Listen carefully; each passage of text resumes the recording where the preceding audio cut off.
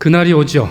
네, 성탄절이 가깝고 또 예수 그리스도의 재림이 가깝습니다. 성탄절 얼마 남지 않았는데요. 미리 성탄절 인사 한번 하시면 어떨까요? 메리 크리스마스. 네, 메리 크리스마스. 우리가 이렇게 인사할 때 참 기쁨이 있고 소망이 있고 그렇습니다. 근데 여러분, 우리가 늘 이 말을 사용합니다만 크리스마스라고 하는 말의 뜻이 무엇일까요? 크리스마스. 자, 이 단어는 사실은 두 개의 단어가 합쳐진 말입니다. 크라이스트와 마스라고 하는 그리스도 예배하다, 이제 이런 말입니다. 그래서 크리스마스라고 하는 말은 어떤 날, 예수님이 탄생하신 날이라고 하는 뜻이 아니라 예수님께 예배하는 날, 이런 뜻이 되겠습니다. 이제 그런 점에서 크리스마스를 잘 보낸다라고 하는 것은 예수 그리스도께서 우리의 메시아라고 하는 사실을 기억하고 또 예수님은 우리에게 보내주신 삼위일체 하나님의 예정하심과 섭리를 찬양할 뿐만 아니라 우리가 온 마음 다해서 정성을 다해서 우리가 가장 좋은 것으로 예배하는 그 모습을 통해서 이루어진다는 것을 이해할 수 있습니다. 저는 오늘 동방박사들을 살펴보려고 하는데요. 그 이유는 이분들이야말로 예배가 무엇인지, 성탄의 예배가 어떻게 드려지는 것이 좋은지 우리에게 잘 가르쳐 주기 때문입니다.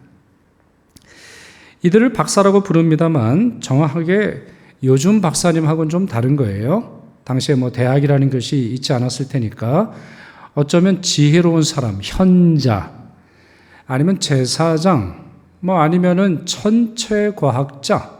왜냐하면 별들을 보면서 별을 관찰하고 그 별의 의미를 이해할 수 있는 사람이니까 과학자로도 불릴 수 있을 것 같습니다. 세 명은 확실하진 않은 것 같습니다. 어렸을 때부터 동방박사 세 사람 이렇게 관용구처럼 불렀습니다만 성경에는 세 사람이라는 말이 없고 예수님께 세 가지 예물을 드렸다라는 것으로 세 사람으로 추측합니다만 그렇진 않았으리라고 봅니다. 오히려 더 많았으리라고 생각을 하죠. 동방에서 왔다고 했는데 대부분의 학자들은 페르시아를 말합니다. 그러니까 지금의 페르시아는 지금의 어디죠, 여러분? 지금의 이란을 뜻해요. 이란. 그러니까 바벨론 하면 지금의 이라크를 이야기하고 또 페르시아 하면 지금의 이란 생각하시는 것이 좋을 것 같습니다. 또 어떤 사람은 다니엘의 후손일 거다, 이런 주장하는 사람들이 있어요. 아니면 다니엘의 예언을 들은 사람일 거다.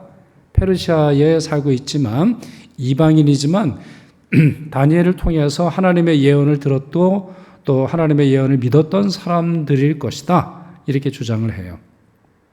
최근에 톰 라이트라고 하는 유명한 영국의 신학자는 조금 다른 주장을 하더라고요. 이분의 책을 읽어보니까 오히려 이분은 죄송합니다. 아라비아 사람들일 것이다, 이렇게 추측을 합니다. 여러분, 성경에 아라비아면 지금이 어딜까요? 아라비아? 지금 사우디아라비아를 뜻합니다. 그러니까 훨씬 남동쪽을 이제 뜻하는 것이다, 이렇게 생각을 하고 있던데요. 그러면서 뭐라고 말하냐면 지금의 요르단에 있는 페트라라고 하는 곳에서 이 보배로운 물건들을 구입했을 것이다, 이렇게 주장을 하더라고요. 왜냐하면 당시에 향료라고 하는 것은 너무나 비쌌대요. 황금도 비싸고 몰약도 비싼 물건입니다만 이 향유라고 하는 것은 다른 곳에서 살 수 있지 않고 오직 페트라에서만 구입이 가능할 정도로 아주 소량으로만 생산되는 물건이기 때문이다, 이런 주장을 하더라고요. 이외에도 여러 동방박사들과 관련되어 있는 추측들이 많습니다. 여러 목사님들, 여러 성경학자들, 여러 고고학적인 자료들을 읽어보면 참 다양해요. 그러나 마태복음이 주목하는 것은 딱 한 가지입니다. 이 사람들이 말하는 동방이 어딘지, 이 사람의 직업이 무엇인지, 이 사람들이 돈을 얼마나 썼는지, 어느 루트를 통해서 왔는지에 대해서는 성경이 말하지 않는데 한 가지는 매우 명료하게 설명하고 있어요. 그것은 바로 왜 왔냐는 거예요. 왜 예수님께 왔냐는 거예요. 왜 예수님을 만나고 싶으냐는 거예요. 이들이 유대 땅에 온 방문 목적은 매우 구체적으로 기록하고 있어요. 2절 말씀 한번 보실까요? 유대인으로 왕으로 나신 이가 어디 계시냐? 우리가 동방에서 그의 별을 보고 그에게 경배하러 왔노라. 이렇게 예루살렘에 방문했을 때 동방 박사들이 설명을 합니다. 여기서 우리는 최소한 세 가지는 확실하게 알 수 있어요. 예수님을 누구라고 부르고 있습니까? 예수님을 유대인의 왕으로 부르고 있습니다. 어떻게 알았을까요? 그건 참 놀라운 일이에요. 이 사실을 어떻게 알았을지 모르겠습니다만 여하튼 이제 막 태어날 아기가 유대인의 왕이 될 것이라는 사실을 그들은 알고 있었어요. 둘째, 그의 별을 보고 쫓아왔다고 되어 있습니다. 여러분 보세요. 그의 별이라고 되어 있어요. 어떤 별이라고 되어 있잖아요. 큰 별이라고 되어 있잖아요. 그의 별, 유대인의 왕으로 태어나실 만한 매우 찬란하고 매우 크고 매우 아름답고 매우 거룩하고 매우 신령한 별을 따라서 오게 되었다. 이렇게 설명하고 있어요. 마지막으로 셋째, 그들이 온 목적은 조금 전에 설명드린 것처럼 예수님에게 경배하러 왔습니다. 예수님께 다른 걸 요구하려고 온 게 아니에요. 소원을 성취하려고 온 게 아니에요.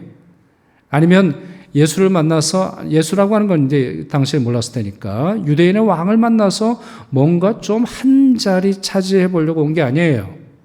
아니면 예수라고 하는 이 아이를 통해서 뭔가 이득을 취하려고 하는 것이 아니라 바로 유대인의 왕으로 나신 예수께 경배하기 위해서 왔다, 이렇게 말합니다.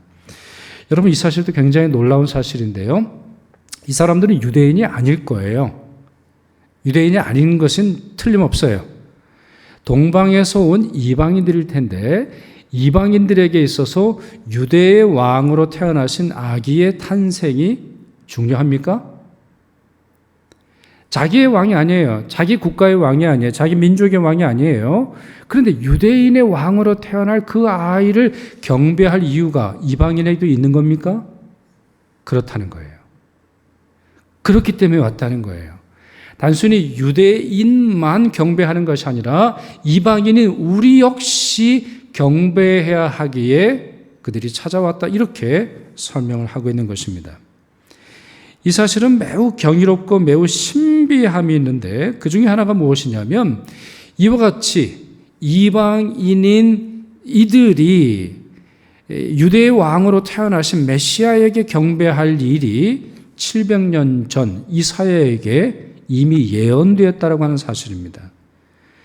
이사야 60장 1절에서 3절 같이 한번 읽도록 하겠습니다. 매우 유명한 구절인데요. 같이 읽겠습니다. 시작. 일어나라, 빛을 발하라. 이는 내 빛이 이르렀고 여호와의 영광이 내 위에 임하였음이니라.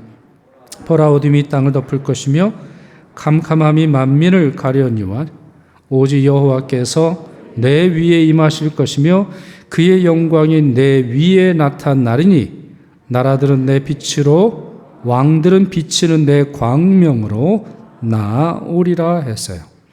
자, 이 중에서 마지막 문장이 굉장히 중요한 말입니다. 나라들은 내 빛으로 왕들은 비치는 내 광명으로. 여기서 왕들은 누구일까요? 세상의 왕들을 뜻하는 거예요. 세상에 지혜 있는 자를 뜻하는 거예요. 세상에 권세 있는 자를 뜻하는 거예요. 세상에서 그래도 한 가닥 하는 사람들을 뜻하는데 이 광채로, 이 빛으로, 이 광명으로, 이 어둠을 밝히는 빛으로 말미암아 어떤 일이 벌어져요? 메시아께 나아온다는 거예요. 메시아께 나온다는 거예요. 사실 이것은 이 이사야 60장에 있는 이 예언의 말씀은 예수 그리스도께서 처음 오셨을 때뿐만 아니라 예수 그리스도의 재림 때도 이어진다는 것이 요한계시록의 분명한 가르침이에요. 오늘 본문의 내용만 다시 오셔서 일어나 빛을 발하라 하나님께서 명령하셨습니다. 누구에게요?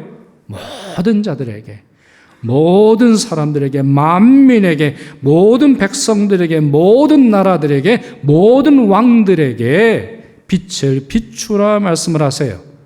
그렇게 함으로 말미암아 그 빛의 길을 보고 빛의 임재를 보고 빛의 광채를 보고 사람들로 하여금 나오도록 메시아에게 오도록 하라 이렇게 예언하셨습니다. 그런 점에서 동방박사들의 예배는 하나님께서 700년을 기다리신 예배다 이렇게 말씀드릴 수 있어요. 700년을 기다렸던 예배. 여러분 어떤 예배는 이와 같습니다. 하나님의 예정하심 속에서 드려지는 예배가 있어요. 하나님의 부르심 속에서 드려지는 예배가 있어요. 하나님께서 거룩한 약속과 은총과 기다림 속에서 드려지는 예배가 있어요. 저는 세례시, 이제 유아 세례, 또 우리 장년 세례, 어른 세례도 참 은혜가 됩니다만 간혹 90세가 넘은 어르신들 세례 드릴 때가 있어요. 아니면 80세가 넘은 노인들에 대한 세례를 드릴 때가 있는데 세례를 제가 집례를 할 때가 있는데 얼마나 감격스러운지 몰라요. 여러분 어떻게 보면 많은 성도들 중에 한 분이 세례받는 것처럼 보여도 하나님의 입장에서는 전혀 다른 거예요. 하나님은 90년을 기다렸어요. 하나님은 80년을 기다렸어요. 하나님은 그분을 창조하시고 기다리시고 구원하시려고 작정하시고 그분을 더 깊이 사랑하시고 그분을 더 축복하려고 하셨는데 하나님에게는 오랜 기다림이 있어요. 어떤 예배는 이와 같은 예배가 있는 거예요. 오랜 기다림과 오랜 하나님의 언약 가운데서 이루어지는 예배가 있는데 바로 동방박사들의 예배가 이와 같았다는 것이죠. 그런 점에서 여러분 오늘 본문 주제에 더 집중해서 나아가기 전에 예배에 대한 사모함이 여러분 안에 있기를 축원합니다. 오늘의 예배를 그렇게 드려보세요. 매 기도회를 그렇게 드려보세요. 어쩌다 한 번 있는 예배 드려도 그만 안 드려도 되는 그러한 예배가 아니라 하나님께서 일주일을 기다리신 예배, 하나님께서 1년을 기다리신 예배, 하나님께서 정말 태초의 나를 창조하시면서부터 기대하시고 꿈꾸셨던 예배가 바로 내가 드리는 예배, 이렇게 믿으시면서 예배를 드려보세요. 그럴 때 그 예배 가운데 놀라운 하나님의 기쁨과 임재 역사가 있으리라 믿습니다. 자, 이것이 동방박사들이 예루살렘 그리고 베들레헴에 찾아온 이유가 되었는데요. 자, 그렇다면 이제 두 번째 주제를 좀 살펴볼까요? 동방박사들은 어떻게 예배를 드렸을까요? 자, 언제 출발했는지도 몰라요. 적어도 1년 이상은 걸렸을 거예요. 이란에서 온다고 할 때 굉장히 오랜 길이고 굉장히 험한 길이고 어떤 경우에는 직선 길이 아니었겠죠. 네, 어떤 때는 빛이 다른 곳으로 갔을 수도 있겠고 우리가 여러 상상을 할 수 있습니다만, 자, 이 먼 그 길을 거쳐서 예수 그리스도를 만났을 때 그들이 어떻게 예배를 드렸나 한번 보시죠. 10절과 11절 함께 읽겠습니다. 그들이 별을 보고 매우 크게 기뻐하더라. 집에 들어가 아기와 그의 어머니 마리아가 함께 있는 것을 보고 엎드려 아기께 경배하고 법의 합을 여부러 황금과 유향과 몰약을 예물로 드리니라. 아멘. 이 본문 안에서는 모두 5가지 예배의 모습이 들어있어요. 보고, 기뻐하더라, 들어가, 보고, 엎드려, 열어, 드리니라. 이제 이런 식의 우리 5가지가 주제가 있는데 그 중에서 3가지만 오늘 살펴보려고 합니다. 첫째, 자, 동방박사들은 크게 기뻐하며 예배를 드렸어요. 우리 한글 성경에 보면 표현이 이렇게 되는데 매우 크게 기뻐하더라. 자, 어떻게 기뻐했다는 거죠? 이걸 여러분이 혹시 쓸 수 있는 표현이 있습니까? 혹시 여러분의 사투리로 표현할 수 있는 게 있어요? 아니면 여러분들의 경험으로 표현할 수 있는 것이 있어요? 저도 있습니다만 그거 말씀드리다가는 오늘 주일 예배 힘들 것 같아서 제가 사용하지는 않겠습니다만, 메시지라고 하는 영어 성경을 보니까 이렇게 번역이 되어 있더라고요. 기뻐서 어쩔 줄 몰랐다, 이렇게 번역을 했어요. 크게 기뻐하고, 사실 이 현대인들에게 있어서 기쁨은 이제 사라진 언어와 같아요. 기쁨이라고 하는 거는 단순히 드라마에서만 나오는, 아니면 잡지에서만 나오는, 아니면 어떤 매스컴에서만 나오는 그러한 모습인 것처럼 우리에게 잊혀진 그러한 현상입니다만, 여러분 기쁠 때 어떻게 기쁩니까? 기쁠 때 단순히 생각으로 기쁘나요? 아니에요. 감격해서 우리가 주체할 수 없는 기쁨이 있어요. 어떤 기쁨은? 굳이 풀어서 설명하자면 이렇게 될 거예요. 영혼과 감정과 생각과 몸으로 기뻐했어요. 저는 어떻게 상상을 하냐면 그들은 펄쩍펄쩍 뛰었을 거예요. 서로 하이파이브하고 아주 난리가 났을 거예요.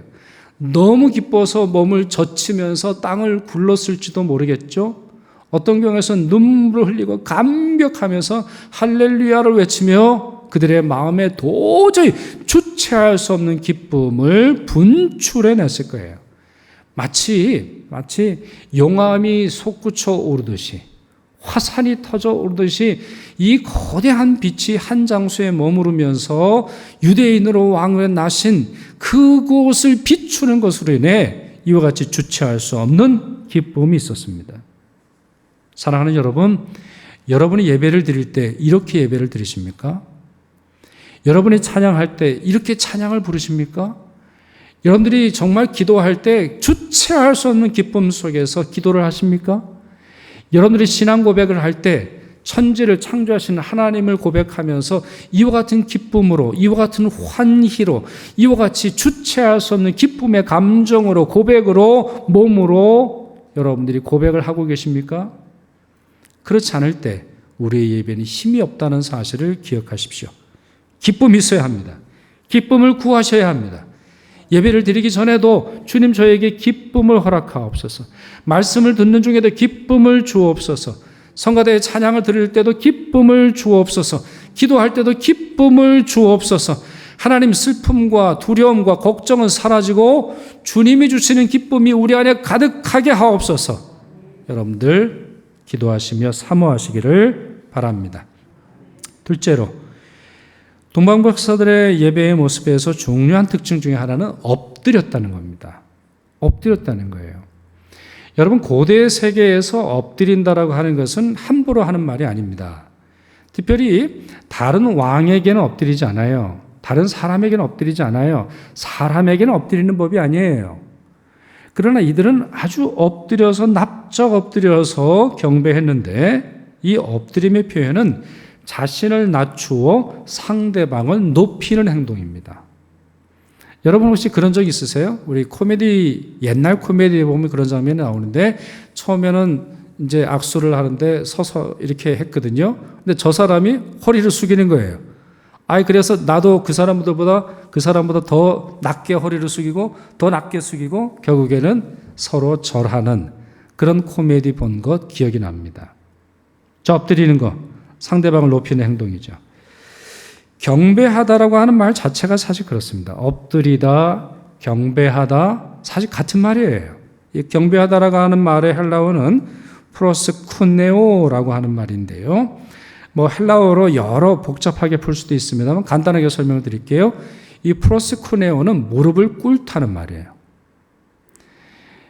여러분 영화 같은 데 보시면 우리 중세의 기사들이 왕 앞에서 자귀를 받을 때, 검을 받을 때 어떻게 합니까? 무릎을 꿇죠. 항복의 표시입니다. 자기 자신을 낮추는 거예요. 감사하는 그런 표시예요. 또 이 프로스쿠네오라고 하는 단어는 주인의 손을 핥는 개의 모습을 말해요. 여러분 사냥개를 보신 적 있으신지 모르겠습니다. 사냥개 매우 용감하잖아요. 두려움을 몰라요. 주인의 명령에 따라서 주인이 다시 부르기 전까지는 이 사냥감을 향해 돌진해요. 맹수를 향해 돌진합니다. 두려움을 몰라요. 턱은 굉장히 크고 근육은 강하고 발톱도 셀 뿐만 아니라 이도 굉장히 단단하죠.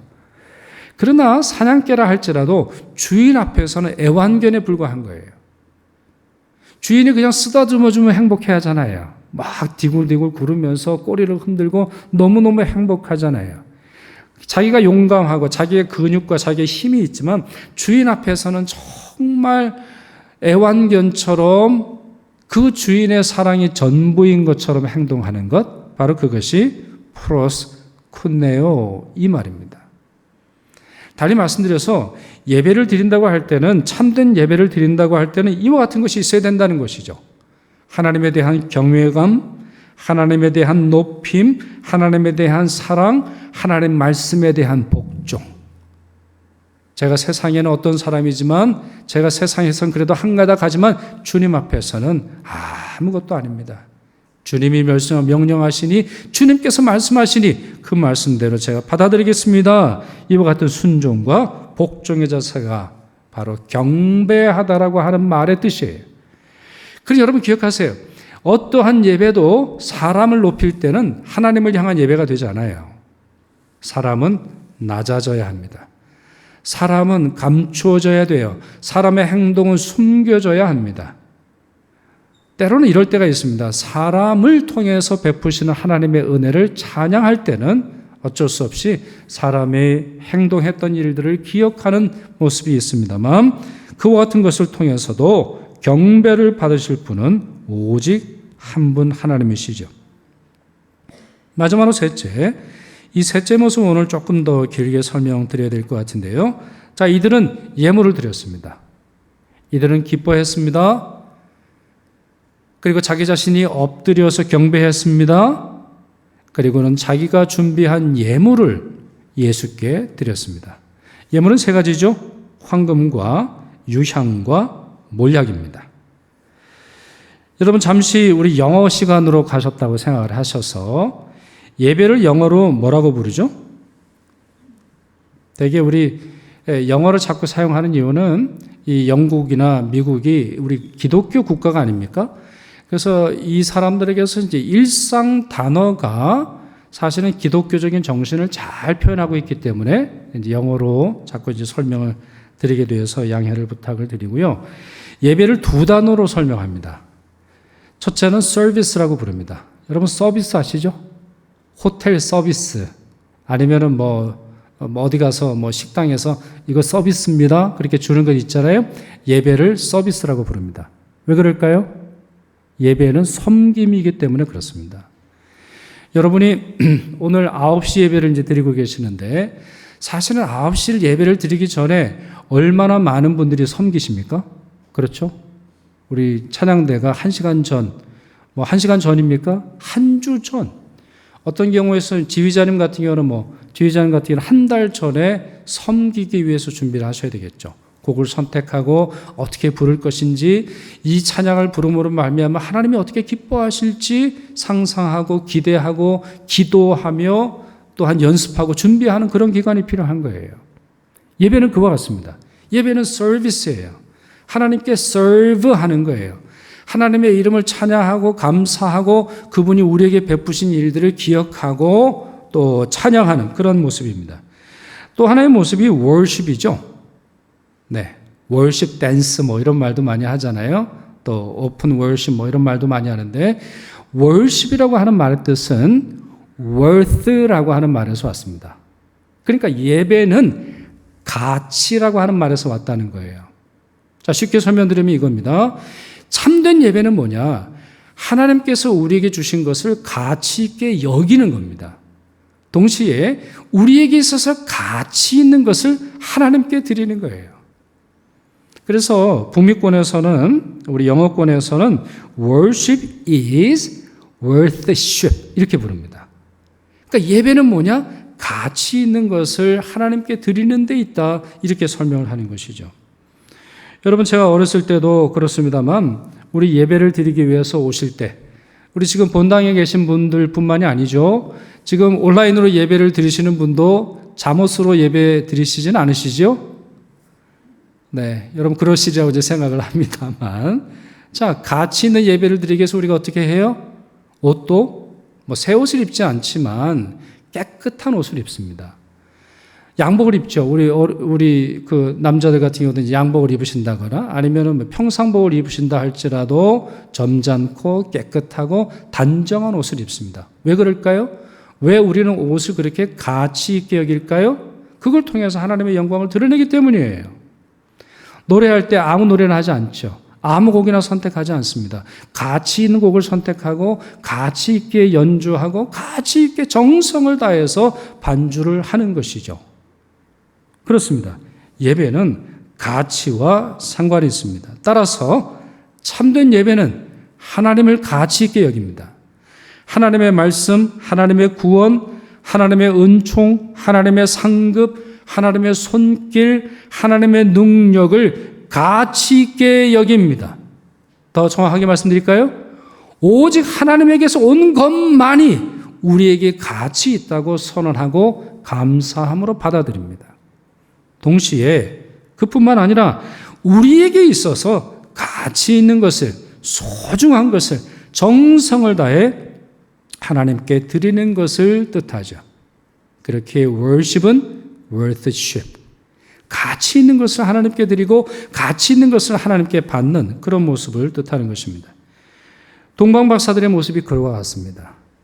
성탄의 밤, 성탄의 새벽, 예수님께 찾아온 몇 사람들이 있었지만 오직 동방박사들이 예물을 준비했습니다.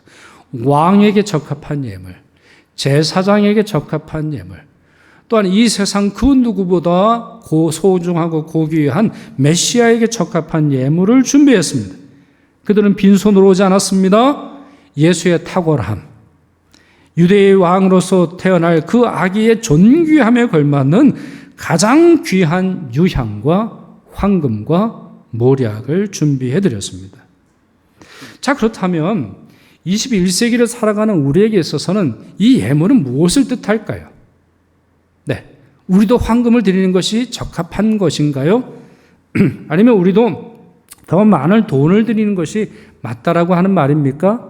우리도 더 많은 것을 드리기 위해서 무언가를 또 팔아야 되는 그러한 교훈입니까? 저는 루터의 해석이 좋은데요. 루터는 이 세 가지 물건이 상징하는 바를 믿음, 소망, 사랑으로 해석했습니다. 다른 물건이나 다른 어떠한 돈으로서가 아니라 믿음, 소망, 사랑으로 해석했습니다. 루터는 유향을 믿음으로 가득 찬 살아있는 고백이라 했어요. 여러분, 유향이라고 하는 것은 이제 향기를 내는 물건이거든요. 향기. 지금도 보면 그렇죠, 여러분. 퍼퓸, 우리 향수가 아주 비싸지 않습니까? 그 향수 뭐라고요? 그거 조금 들어있는데 어떤 거는 10만 원대, 어떤 건 20만 원대, 어떤 거는 굉장히 비싸지 않습니까? 이 비싼 걸로 따져보면 참 이게 향내 나는 물건들이 굉장합니다. 아주 그 좋은 향을 내는 것인데 루터는 뭐라고 해석을 했냐면 믿음으로 가득 찬 살아있는 고백이라 했어요. 하나님 앞에 가장 향기로운 게 뭐라는 거죠? 믿음의 고백이라는 거예요. 주님 사랑합니다. 주님이 저희의 구세주이십니다. 하나님만이 우리를 구원하실 분이십니다. 하나님이 천지를 창조하셨습니다. 하나님이 우리의 예배를 받으십니다. 하나님, 우리의 고백을 받아 주옵소서. 바로 이런 믿음의 신앙 고백이야말로 유향과 같다, 이렇게 해석을 했어요. 황금을 왕이신 그리스도에 대한 복종과 소망으로 표현했습니다. 황금은 왕의 색깔입니다. 그래서 여러분, 고대로부터 왕의 관은 황금관입니다. 그 관에 다이아몬드를 박든 사파이어를 박든 루비를 박든 관은 황금관입니다. 고대로부터 황금은 왕을 표현하는 것인데, 그러면 우리에게 있어서는 이 황금을 드린다고 하는 것은 무엇이라는 거예요? 왕께 드리는 복종이라는 거예요. 다른 어떤 도움보다 우리의 복종과 순종을 하나님께서 기뻐하신다는 거예요. 마지막으로 세 번째, 몰약. 자, 몰약은 무엇이냐면요, 이제 사람이 죽게 되면은 그 몸을 썩지 않게, 아니면 썩는다 할지라도 향기롭게 하기 위한 어떤 독특한 물건인 거로, 액체로 보여지는데, 이 몰약은 사랑으로 해석했습니다. 참 맞는 말이에요. 예수 그리스도께서는 처음 태어나실 때부터 죽음이 예비되어 있었어요. 처음 태어나셨을 때로부터 십자가가 예고가 되어 있었어요. 예수님께서는 처음으로 태어날 때부터 마지막 돌아가실 때까지 이 십자가라고 하는 우리에게 하나님의 사랑을 보여주시려고 하는 그분의 희생을 통해서, 그분의 죽음을 통해서, 그분의 보혈로 말미암아 드러내시려고 하는 사랑을 우리에게 주시려고 하셨어요. 그렇다면 우리에게 있어서도 가장 중요한 것은 사랑으로, 주님 사랑합니다. 저의 사랑을 받아 주옵소서. 주님을 사랑하기에 이웃을 사랑합니다. 주님을 사랑하기에 내 형제를 사랑합니다. 주님을 사랑하기에 원수까지도 사랑하고, 주님을 사랑하기에 이 세상 어떠한 것도 미움이나 증오의 대상으로 여기지 않고 사랑하겠습니다. 이렇게 고백하는 것이야말로 하나님께서 받으시는 몰약의 예물이 된다는 것이에요. 그러면서 루터는 다음과 같은 설명을 더했습니다. 그의 설교 중에 일부분을 읽어드릴게요. 믿음은 우리로 하여금 모든 찬양과 감사를 하나님께 드리게 한다. 소망은 우리를 타인을 향한 관심으로 가득 채워 분개하지 않고 끝까지 인내할 수 있게 한다. 사랑은 우리로 하여금 우리의 처음 상태인 무로 돌아가게 한다. 그래서 우리는 하나님 외에 어떤 것도 갈망하지 않고 단지 우리 자신을 진실로 그분의 선한 기쁨에 위탁하게 되는 것이다. 저는 이 마지막 문장에 너무 큰 은혜를 받습니다. 루터의 이 전체 설교의 요지는 바로 이 말이 있습니다. 황금과 유향과 몰약은 우리 자신을, 우리 자신의 전부를 하나님께 맡겨드림에 있다는 거예요. 하나님께서 우리를 구원하십니다. 저희 전부를 하나님께 맡겨드립니다. 저의 사업을 맡겨드립니다. 우리 자녀들을 맡겨드립니다. 저의 앞날을 맡겨드립니다. 저의 죽음을 맡겨드립니다. 죽음 이후의 삶도 맡겨드립니다. 오직 주님 뜻대로 이루소서. 바로 이것이야말로 믿음과 소망과 사랑의 결정체일 뿐만 아니라 하나님께서 받으시는, 예수께서 받으시는 선한 예물이 된다는 것이죠. 자, 이와 같이 이방인이었던 동방 박사들은 유대의 왕으로 탄생하신 예수를 경배했습니다. 기쁨으로 경배했습니다. 엎드려 경배했습니다. 자기 자신이 가지고 있는 소중한 예물과 진정한 신앙과 함께 예수 그리스도를 경배했습니다. 그러나 이에 반하여 예루살렘에서는 아무도 베들레헴에 오질 않았습니다. 예루살렘은 어떤 도시입니까? 지금도 성지라고 부릅니다. 지금도 성지예요. 거룩한 땅으로 부릅니다. 수많은 순례자들이 찾습니다. 수많은 사람들이 그 땅을 밟으면서 하나님께서 주시는 거룩한 축복을 받고자 합니다. 당시도 마찬가지였습니다. 이 예루살렘은 최고의 도시입니다. 가장 거룩한 도시입니다. 가장 최고의 율법학자들, 가장 똑똑한 서기관들, 가장 거룩하다고 불림받는 대제사장들이 있던 곳입니다. 가장 부유한 자들이 있었고, 가장 조상 대대로 하나님의 축복을 받은 사람들이 거하는 곳이 바로 이것이었고, 유다의 지파, 유다의 언약을 믿었던 수많은 사람들이 거했던 곳이 예루살렘이었습니다. 그러나 그들 중에 누구도 베들레헴에 오지 않았습니다. 그들은 메시아의 탄생지가 베들레헴일 것을 너무나 잘 알고 있었고, 당연히 공부를 많이 한 사람들이고 조상 대대로부터 알던 지식이었기에 왜 이것을 모르겠습니까? 그러나 기껏해야 8km밖에 떨어지지 않은 예루살렘으로부터 베들레헴까지 8km밖에 떨어지지 않는 이곳으로 아무도 내려오지 않았습니다. 오직 성탄의 기억과 성탄의 축복과 성탄의 은혜는 그들의 머리와 기억에만 존재할 뿐이었고, 따라서 베들레헴에 대한 예언조차 몰랐던 이방인 왕 헤롯과 그들은 하나 다를 바가 없었습니다. 알고 있는 지식만으로 그들은 만족했고, 그들이 예수라고 하는 그 인물, 메시아라고 하는 그 인물의 중요함과 그분이 가져다 줄 은혜와 그분이 가져다 줄 하나님 나라에 대한 것은 알고 있었을 뿐, 어떠한 예배, 어떠한 찬양, 어떠한 예물, 어떠한 경배도 하지 않았습니다. 요즘 우리 시대도 참 비슷한 것 같습니다. 크리스마스를 예수 그리스도의 생일로 모르는 사람이 누가 있습니까? 그러나 이 날을 기뻐하며 이 날을 맞아 엎드려 가치 있는 것을 드림으로 말미암아 예배하는 교인들은 점차 줄어들고 있죠. 이제 연말 아니면은 뭐랄까요? 여러 날과 함께하는 그 공휴일들로만 생각하고 있고, 많은 사람들이 메리 크리스마스라고 부르는 것을 주저하며 해피 홀리데이, 행복한 휴일이군요, 이렇게 크리스마스를 바꾸어서 말하는 사람들이 점점 많아지고 있고, 그것이 바로 우리의 영적인 현실이라고 하는 사실을 교인들조차도 망각하고 지내고 있습니다. 말씀을 맺겠습니다. 동방 박사들의 모습을 기억하십시오. 예수 그리스도를 만나 경배하기 위해 그들은 집을 나섰습니다. 대림절과 성탄절에 우리도 그렇게 주님을 갈망해야 되겠습니다. 오직 주님만 사모하고 오직 주님만 높이며 지냈으면 좋겠습니다.